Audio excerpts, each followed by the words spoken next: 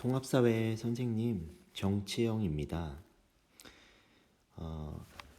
우리가 EBS 강의를 통해서 주요 개념들을 정확하게 이제 설명을 듣고 선생님이 정리를 한번 하고 우리가 2단원까지 이제 우리가 진도를 나갔는데 중간고사 시험 범위는 대략적으로 산업화와 도시화 3단원의 1단원 정도까지가 작년 시험 범위였습니다.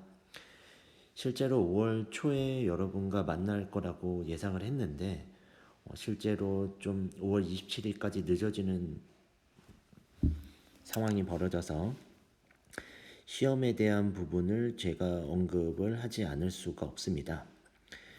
실제 교과서 수업은 학교에 와서 교과서를 통해서 주요 부분이라든가 시험 출제 방향이라든가 제가 제일 중요시하게 생각하는 부분들을 설명하려고 했는데 실제로 5월 27일 이후에나 수업이 가능하기 때문에 제가 교과서를 가지고 교과서에서 포인트를 잡아야 될 부분 그리고 어디 부분을 중요시하게 생각하는지 또 여기는 반드시 알아야 되는지를 설명하겠습니다. 일단 1단원은 저희가 주요하게 생각해야 될 부분에 배웠을 것이라고 생각합니다. 일단은 인간이라는 부분이 나오고요. 그 다음에 사회라는 부분이 나옵니다. 그 다음에 환경 그리고 행복. 인간은 사회 속에서 살아갈 수밖에 없죠. 왜? 사람들이 상호작용하는 과정에서 사회가 만들어집니다. 그런 사회는 여러 환경에 처해져 있는데 우리가 인문 환경이나 자연 환경을 모두 환경이라고 얘기를 할 수 있고 거기서 우리가 사람들이 만들어내는 환경을 우리가 인조 환경이다 이렇게 얘기를 합니다.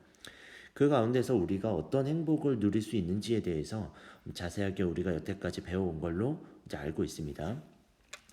교과서 1단원에서 여기서 얘기했듯이 우리가 통합적 관점을 이해하는 부분에서 중요 포인트를 잡을 수가 있고 그 다음에 행복의 의미와 기준, 그 다음에 행복한 삶을 실현하기 위한 조건인데 실제 통합적 관점에서는 우리가 네 가지 관점을 모두 고려해야 된다. 봐야겠죠. 네 가지 관점에서는 우리가 여기로 가주면 지리라든가 역사라든가 일상 그다음 윤리 이 네 개의 영역을 모두 고르게 이해해야 되는 관점에 대한 문제가 당연히 출제가 될 것 같아요. 근데 대부분 우리가 전국연합에서 이 네 가지 관점을 묻는 문제들은 어렵지 않습니다. 그래서 많은 문제가 출제될 경향은 적다 이렇게 봐야겠죠. 그러니까 전국연합 문제에서는 나올 수 있지만 실제로 내신 시험에서 나온다면 지리나 아니면 일반사회나 윤리 부분에 심화 선택 부분에서 일부 관점에 대한 부분이 나올 수 있다. 이렇게 생각하면 됩니다. 행복의 의미와 기준은 우리가 윤리의 영역이 많이 출제가 됩니다. 그리고 윤리의 영역에서 정확하게 개념을 아는 것들이 중요하다. 행복한 삶을 실현하기 위한 조건에서는 우리가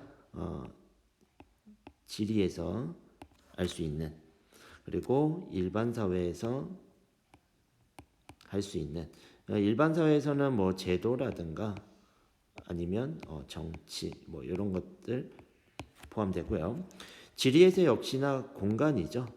공간이 어떤 공간에서 살아가는지에 대한 부분이 중요하게 출제되는 출제 범위다 이렇게 봐야겠습니다. 자, 다음 장으로 일단 넘어가 볼게요. 다음 장에서 보면은 이 가족들이 이런 자연환경 속에서 행복을 누리고 있는 이런 사진이 필요한데 여러분들은 얼만큼 행복한 세상에서 살고 있는지 모르겠어요. 얼마 전에 네이버 뉴스에 보니까 경남이 환경, 삶의 만족도에서 우리나라 1위라고 얘기했는데 선생님도 수도권에 살다가 이제 경남 지역으로 내려온 지 한 10년 정도가 됐습니다. 근데 저도 역시나 경남에서의 삶의 만족도가 서울이나 수도권에 살 때보다 훨씬 더 크다라는 것을 저도 요새는 깨닫고 있습니다. 영화관이나 버스나 지하철이나 모든 것을 이용할 수 있는 서울이지만 그곳에서 많은 사람들 속에서 큰 밀도, 인구 밀도 속에서 살아가다 보니까 훨씬 더 많은 스트레스 그리고 오염된 환경, 여러분들이 누릴 수 있는 것보다 더 여유가 없다라고 봐야겠지, 수도권이나 서울 쪽엔. 그래서 삶의 만족도 면에선 글쎄요, 그렇게 높은 편은 아닐 거라고 저는 생각이 듭니다. 그리고 훨씬 더 큰 평수에서 자기 방을 가지고 살아가는 이런 만족이라는 거에 훨씬 더 큰 부분이 있지 않을까, 제 생각은 그렇게 생각이 드네요. 자, 다음 장으로 이제 본격적으로 넘어가 보면 우리가 인간과 사회와 환경에 대한 통합적 관점을 이해해보자, 이렇게 부분이 나옵니다. 물론 이 부분에선 저도 수업을 했고 또 EBS 선생님도 수업을 했기 때문에 깊게 가진 않겠습니다. 그럼 교과서에서 우리가 알아야 될 부분이 어디 부분일까라는 거를 보면, 자, 이런 부분이 있겠죠.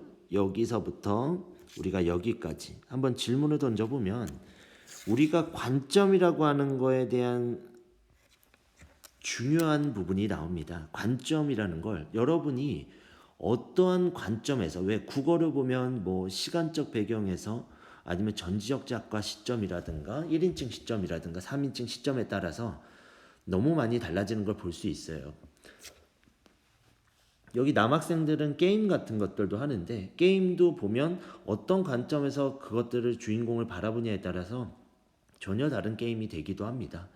그래서 이런 관점이라고 하는 거에 어떤 부분이 필요하냐, 여기 보면 각 관점의 의미와 특징을 정확하게 구분할 수 있어야 합니다. 그러니까 여러분들이 여기서 말하는 시간은 역사겠죠.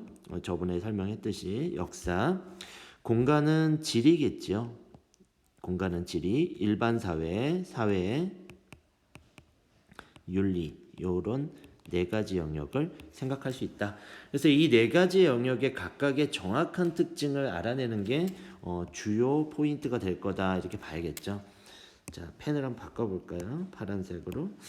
자, 그래서 이 네 가지 특징을 우리가 각각의, 여기서 말한 대로 시간적 관점, 그럼 시간적 관점에서는 여기 나옵니다. 제가 제일 중요시 생각하는 것들이 뭐냐면 키워드예요.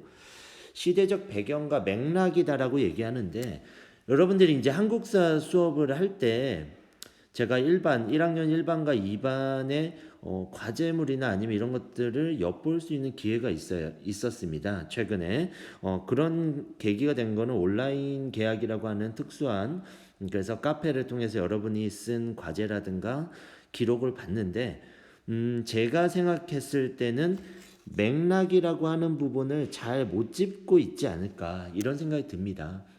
여러분들이 과연 이 교과서를 공부하기 전에 교과서를 한번 읽어본 학생이 있는지 궁금해요. 왜 그러냐면 교과서는 당연히 한 번 정도를 정독할 필요가 있습니다. 최소한 중간고사라고 예상되는 범위의 부분이 있다면 여러분들이 그 범위까지는 읽어볼 수 있어야 된다. 왜? 맥락이라는 건 한 부분만 읽었을 때 그게 드러나지 않습니다. 그래서 예를 들면 1단원에서 인간사회 환경에 대한 통합적 관점을 이해하기 위해서 1단원 정도는 정독해서 읽어봐서 어떤 흐름에 대해서 설명하는구나를 알고 나서 이런 관점이라든가 통합이라든가 여러 것들을 생각할 필요가 있지 않을까. 그래서 이 맥락은 시간적 배경의 역사 부분도 중요하지만 교과서를 이해할 때 전체적 큰 흐름을 파악하는 것이 중요하다.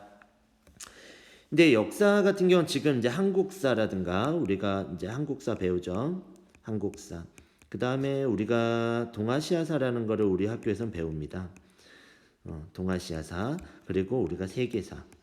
그래서 이런 큰 흐름 속에서 여러분들이 역사에 대한 부분을 배울 거기 때문에 통합사회에서는 시간적 관점을 다루긴 하지만 역사는 이렇게 심화돼서 학교에서 배워진다, 이런 부분을 이제 소개를 합니다. 그래서 역사적인 부분은 시간이 중요하다라는 것 정도만 알고 넘어가자.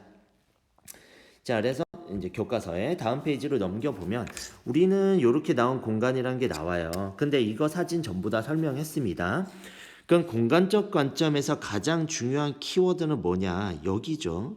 지금 현재 위치라든가 장소, 분포 양상, 형성 과정, 그 다음에 이동과 네트워크. 자, 여기 부분을 전부 다 여기도 나오죠. 역시나 공간적 맥락이다라고 봅니다. 장소라고 하는 거에서 다 설명을 했어요. 위치 같은 경우는 우리가 경도, 위도 얼마 전에 배웠죠. 지도를 통해서. 여러분들이 지리학을 한다라면 지도를 통해서 공간을 이해하거나 위치를 이해하는 것이 중요합니다. 그렇기 때문에 위치와 장소는 지리학에서 가장 중요한 포인트 중에 하나다. 이렇게 설명할 수 있습니다. 그리고 이제 우리가 최근 들어 각광받고 있는 부분은 뭐다? 네트워크 부분이다. 그래서 네트워크 무슨 말이냐면 선생님이 공부를 할 때 지리학에 대해서 공부를 할 때 어떤 부분을 중요시 하냐면 사람들 사이의 네트워크예요. 어떤 공간에서 예를 들어 서울이라는 공간에서 사람들이 이동하는 데는 이유가 있겠죠.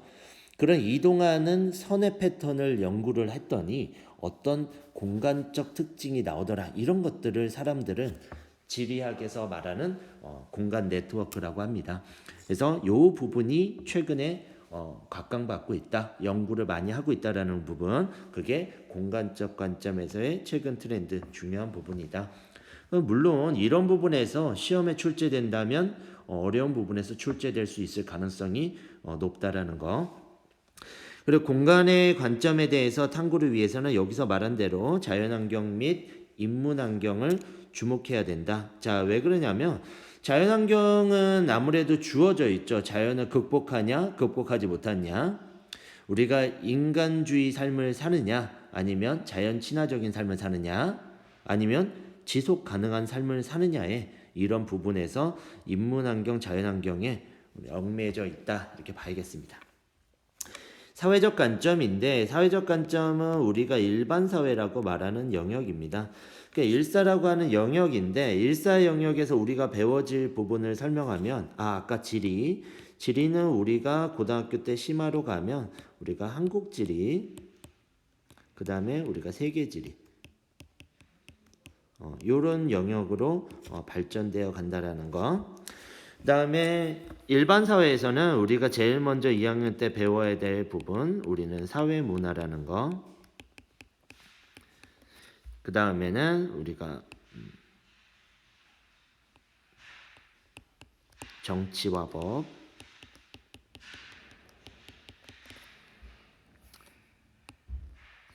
그 다음에 우리가 학교에서는 지금 하지는 않지만 온라인 공동과정 통해서 경제라는 부분을 우리가 배운다라는 사실을 얘기합니다. 그러면 일반 사회에서는 뭐가 중요하냐? 그럼 여기 나오죠. 역시나 중요한 건 우리가 사회 구조와 제도적 측면이다. 그럼 이것들을 어떻게 바라봐야 되냐면 우리는 항상 거시적 입장과 미시적 입장을 모두 고려해야 된다. 거시적 입장이냐 어떤 거냐 이렇게 설명을 하면 거시적인 건 역시나 이렇게 바라봅니다. 거시적인 건 사회 구조를 파악하는 거다 이런 거죠. 사회 구조 같은 경우는 우리가 사회에서 민주주의나 이런 공산주의라고 하는 과거의 사회주의 이런 구조나 아니면 사회의 법과 제도가 어떤 정의 속에서 되어 있는지 이런 부분들의 큰 맥락에서 바라보는 게 거시적 입장이고 미시적 입장이다라고 하면 결국은 사람들이 살아가는 패턴에 대한 부분이에요. 그래서 사람들의 행동 패턴에 따라서 이렇게 나타날 수 있는 부분들을 살펴보는 게 우리가 미시적이다 이렇게 미시적이다 이렇게 얘기할 수 있습니다. 그래서 두 가지 관점을 모두 이해할 수 있는 사람은 사회를 전체적으로 올바르게 이해해 나간다 이렇게 볼 수 있습니다. 그래서 밑에 보면 결국은 이런 거죠. 개인이나 집단의 행위에 영향을 끼치는 각종 정치적, 경제적, 문화적 제도에 이 부분을 모두 살펴야 하는 게 우리가 이 사회적 관점에 바라봐야 될 문제다 이렇게 봅니다. 자, 그리고 이제 뒷장으로 넘어가면 우리가 이제 마지막으로는 윤리적 관점이 나오는데 결국은 윤리적 관점은 이런 거죠. 인정받기 위한 기준을 탐색하고 바람직한 삶의 모습을 살펴보는 거다. 이제 우리 일반적으로 전국연합이나 이거 모의고사 유형 문제에서 윤리 부분에서 출제가 된다면 실제로 사상가에 대한 부분을 우리가 알고 있어야 된다. 그래서 교과서에서는 다루지 않지만 선생님이 사상가에 대한 부분을 다루거나 아니면 EBS 선생님이 설명해 준 사상가에 대한 부분은 여러분들이 반드시 지식으로 만들어서 가지고 있어야 모의고사형 문제에 접근할 수 있다. 우리가 지금 제일 많이 선택하는 유형의 사회에서 생활과 윤리라는 과목이 있습니다. 그리고 우리가 윤사라고 하는 윤리와 사상이라는 과목이 있는데 이 두 과목의 심화된 부분까지를 우리가 좀 배워줘야 된다. 그 말은 무슨 말이냐면 개념만을 하는 게 아니고 지금 통합사회에 나온 개념을 심화시킬 수 있는 문제는 출제될 수 있다라는 부분을 여러분한테 설명을 합니다. 그렇다고 해서 선생님 그러면 수능 문제까지 제가 생활과 윤리와 윤리와 사상을 배우지 않았는데 모두 풀어봐야 되나요? 이렇게 얘기하는데 그렇지는 않습니다. 여러분들이 통합사회에서 윤리 영역에서 어려운 영역의 문제들을 한두 개를 EBS I를 통해서 고등 I를 통해서 기출문제에서 뽑아서 풀어보면 몇 문제 정도만 연관되는 문제를 풀어봐도 시험에 충분히 도움이 된다. 이런 게 우리가 윤리적 관점입니다. 구체적 설명을 제가 하진 않을 거예요. 왜냐하면 수업을 3번째 이어가는 거기 때문에 설명을 하기보다는 여러분들이 시험을 봤을 때 어느 관점이나 어느 부분에서 가장 중요하게 더 바라봐야 되는지를 저는 이제 설명하고 있습니다. 쭉 내려가 볼까요? 지금 그리고 나서는 마지막은 결국은 통합적 관점이겠죠. 자, 통합적 관점에서는 자 가보면 역시나 구체적인 사회 현상이라는 게 나오죠. 사회 현상을 시대적 배경, 역사겠죠. 맥락, 그 다음 아까 말했던 위치와 장소, 네트워크, 제가 중요하다고 했던 3가지 키워드, 그걸 통해서 역시나 공간적 맥락으로 지켜보고 마지막 사회 구조는 뭐라 그랬죠? 거시적이라 그랬죠. 자, 사회 구조 및 제도의 영향력이라든가 아니면 우리가 규범적 방향 및 가치, 이건 윤리 부분이겠죠. 이 부분에서 모두 다 통합적으로 바라봐야 되는 게 우리가 마지막 숙제다 이렇게 봐야겠죠.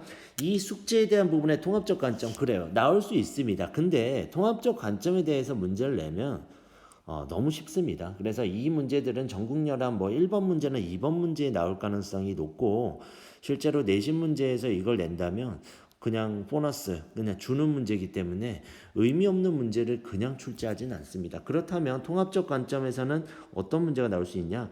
우리가 서술형 문제가 나올 수 있죠. 자, 그리고 우리가 보통 출제 방향으로 간다면 우리가 서술 50%와 단답형, 선다형이라고 하죠. 오지선다형 문제를 50대 50으로 우리가 출제를 합니다.